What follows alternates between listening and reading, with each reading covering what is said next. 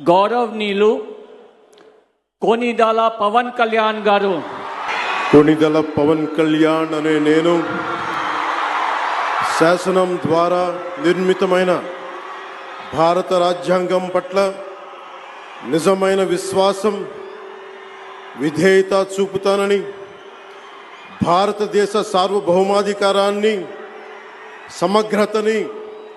కాపాడుతానని, ఆంధ్రప్రదేశ్ రాష్ట్ర మంత్రిగా నా కర్తవ్యాలను శ్రద్ధతో, అంతఃకరణ శుద్ధితో నిర్వహిస్తానని, భయం గాని, పక్షపాతం గాని, రాగద్వేషాలు గాని లేకుండా రాజ్యాంగాన్ని, శాసనాలని అనుసరించి ప్రజలందరికీ న్యాయం చేకూరుస్తానని దైవ సాక్షిగా ప్రమాణం